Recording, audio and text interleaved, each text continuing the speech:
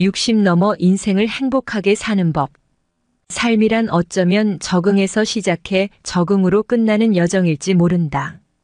엄마의 태중에서 세상 밖으로 나왔을 때 마주하는 충격이 적응의 출발점이라면 노년기의 다양한 변화들에 적응하는 시기는 한 생애를 갈무리해 가는 지점이라고 볼 수 있다. 시기가 언제이든 인생의 고비마다 겪는 적응의 문제가 어렵기는 마찬가지이겠지만 노년기에 경험하는 삶의 변화들은 인간의 능력으로 감당하기 힘든 경우가 많다.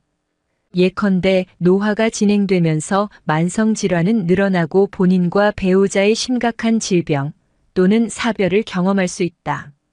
자녀들은 독립해 나가고 가까운 지인들로부터는 부흥 소식을 접하기 시작한다.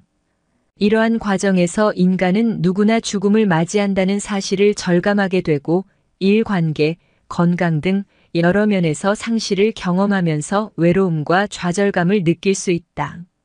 독신인 경우 고독감과 우울감이 더 깊어질 수 있고 노년기에 내려놓아야 할 것들에 제대로 적응하지 못하면 극단적인 경우 자살을 선택할 수도 있다. 실제로 우리나라는 OECD 회원국 가운데 자살률이 가장 높다. 통계청의 발표에 따르면 지난해 자살률 인구 10만 명당 자살자 수이 28.1명으로 전년도에 31.7명 대비 11.8% 감소했다고 하지만 여전히 OECD 회원국 평균 자살률 12.5명의 2배가 넘는다. 특히 고령층으로 갈수록 자살률이 급증하는데 60대 52.7명, 70대 83.5명, 80대 123.3명으로 노인 자살률이 OECD 회원국 중에서 가장 높다. 통계청 2010 고령층의 높은 자살률은 1차적으로 노후의 경제적 빈곤 문제와 밀접한 관련이 있고 이외에도 여러 가지 원인들이 있겠지만 노년기에 겪게 되는 다양한 스트레스에 효과적으로 대처하지 못했기 때문일 수 있다. 필자가 최근 발표한 보고서 노년기 마음 챙김의 긍정적 효과 스트레스에 대처하며 행복하게 사는 법에서 우리나라 6,075세 500명을 대상으로 분석한 연구 결과를 보면 응답자들이 대체로 약간의 스트레스, 특히 피로감을 느끼며 살고 있다. 그런데 마음을 돌보고 챙기는 행동, 예컨대 삶의 의미와 목적을 생각하거나 자비심을 느낀다거나 삶에 대한 자신감, 타인과의 관계와 배려에 대한 자각, 초월성에 대한 인식 등을 능동적으로 실천하지는 않는 것으로 나타났다. 나이가 들수록 신체적 건강에 대한 관심은 증가하지만 상대적으로 마음 건강에 대한 관심과 실천은 취약하다는 사실을 방증한다. 사실 노년기 생애주기 변화에 따른 스트레스는 피할 수 없는 경우가 많다. 그런데 유사한 스트레스를 경험함에도 불구하고 유연하게 적응하면서 행복하게 사는 사람들이 있다. 필자의 연구에서도 흥미로운 결과가 나타났다. 노년기인 6,075세 응답자들이 피로감, 좌절감, 긴장감 등 다양한 스트레스를 경험하면 대체로 삶에 대한 만족도가 떨어지는데 유사한 스트레스를 겪더라도 마음을 챙기고 돌보는 행동을 실천하는 사람들은 그렇지 않은 사람들에 비해 상대적으로 삶에 대한 만족도가 높게 나타난 것이다. 즉, 내가 혼자가 아니라고 느끼며 배우자와의 관계, 주위 및 공동체와의 관계를 정성껏 돌보는 사람들, 그리고 내 인생의 주인공은 나라는 생각으로 내 삶을 주도하기 위해 내적인 자원을 충실히 쌓아가는 사람들은 스트레스를 만났을 때 효과적으로 대처하고 행복하게 살 수 있다는 결론이었다.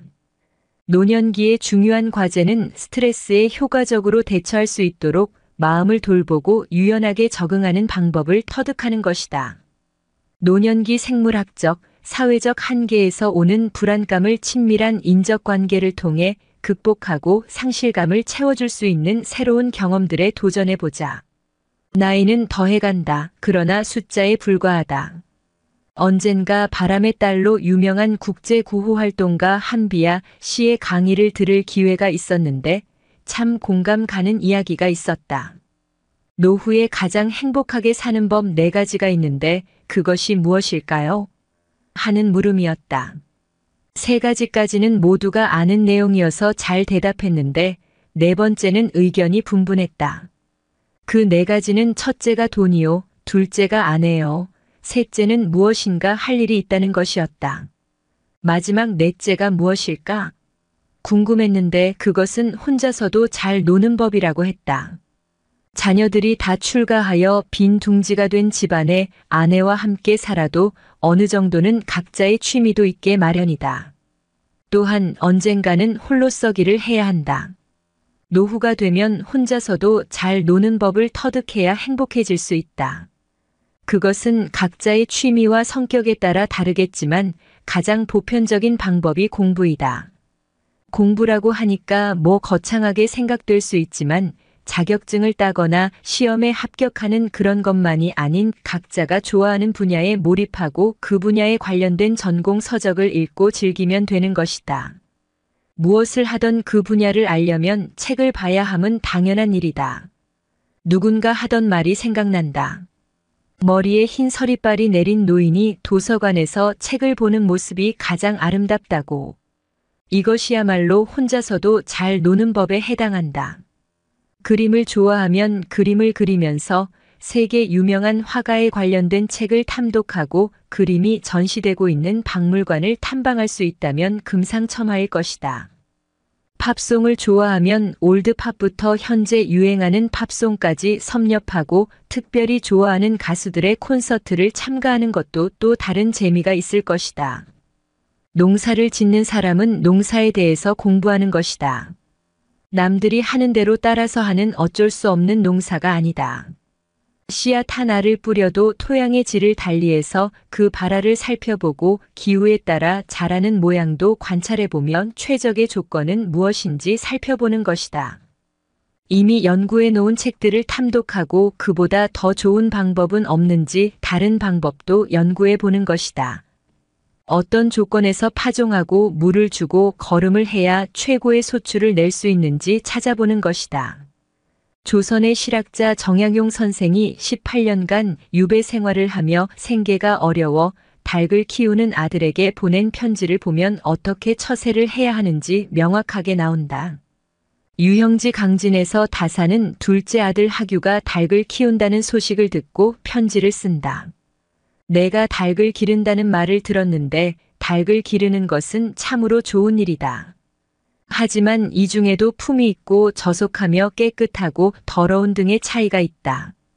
진실로 농서를 잘 읽어서 그 좋은 방법을 선택하여 시험해 보되 색깔과 종류로 구별해 보기도 하고 회를 다르게도 만들어 사양 관리를 특별히 해서 남의 집 닭보다 더 살찌고 더 번식하게 하며 또 간혹 씨를 지어서 닭의 정경을 읊어 그 일로써 그 일을 풀어버리는 것, 이것이 바로 독서한 사람이 양계하는 법이다.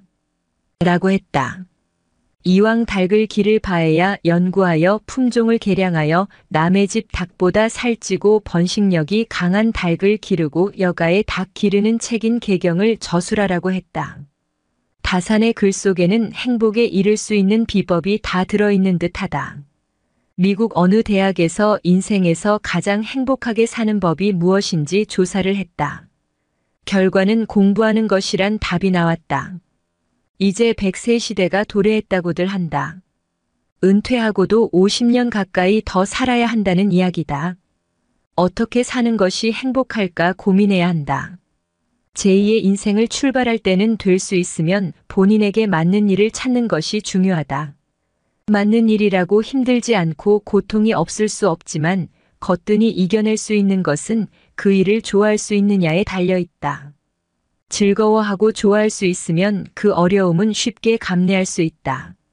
하고 싶은 일을 찾아 공부하는 것이 인생을 오래 산 사람들이 꼽은 행복의 비결이라 한다. 행복하기 위해 진정 내가 하고 싶었던 좋아하는 일이 무엇인지 찾아보고 가슴 설레어 보자. 인생이 달라 보일 것이다. 고기를 잡으려면 강이나 바다로 가라고 했던가. 내가 알고 싶은 정보를 구하기 위해 스포츠 카드 행사장을 찾았다. 행사장은 동일한 취미를 공유하는 많은 수집가들이 모이며 자신의 수집 방향이나 노하우 등을 공유하곤 했다. 싱글 카드를 어느 채널을 통해 거래하는 것이 좋을지 그리고 얼마만큼 수익을 낼 수 있을지 궁금했다. 행사장에서 간단히 점심을 해결하기 위해 홀로 카드팩을 뜯고 있는 60세 중반으로 보이는 아저씨 옆에 앉았다. 그리고 그로부터 자신의 카드 수집 목적 및 내력부터 수익을 남길 수 있는 거래 방식 등에 대해 듣게 되었다. 자네 주식 거래해봤나? 네, 주식을 본격적으로 시작한 지는 얼마 안 됐지만 조금씩 공부하며 투자하고 있습니다. 스포츠 카드도 주식시장과 매우 유사해. 주식시장에서 아마존이나 테슬라 같은 기업의 주가는 상대적으로 비싸잖아. 스포츠 카드도 마찬가지야. 브랜드의 시리즈, 종목, 선수, 포지션, 소속팀 밸류 등에 따라 가격의 차이가 있어. 그리고 시기에 따라 가격의 오르내림도 있어. 그와 30여 분간 이야기를 나눈 후 자신을 LA 다저스 팬이라고 소개했던 그 아저씨는 자리에서 막 일어서는 나에게 악수를 청하며 마지막 조언을 하였다. 나이가 들어서도 꼭 취미 활동을 하시게. 취미가 있으면 친구가 없어도 행복할 수 있네. 그리고 취미를 통해 인생의 재미도 느낄 수 있어. 반가웠네, 아미고 친구. 내가 주식에 투자하면서 공부한 개념들이 동일하게 적용될 수 있다는 내용은 정말 흥미로웠다. 무엇보다 취미를 통해 수익 창출이 가능할 수 있다는 점에서 스포츠 카드 시장이 매력적이라는 생각이 들었다. 집에 돌아와 스포츠 카드 시장, 규모 및 거래 등에 관해 리서치를 시작했다. 결국 본격적으로 스포츠 카드 수집을 넘어 투자적 관점에서 접근하기 시작했다. 시간이 흐를수록 이 시장만의 독특한 공급과 수요의 법칙을 이해하게 되면서 거래를 통한 수익이 발생하기 시작했다. 이제 더 이상 병원비 청구서에 얼마가 찍힐 것인지에 대한 두려움으로 병원 가는 것을 미룰 필요가 없을 정도의 본업 외 추가 수입이 생겼다. 즉, 또 하나의 수입 파이프라인을 구축하게 된 것이다.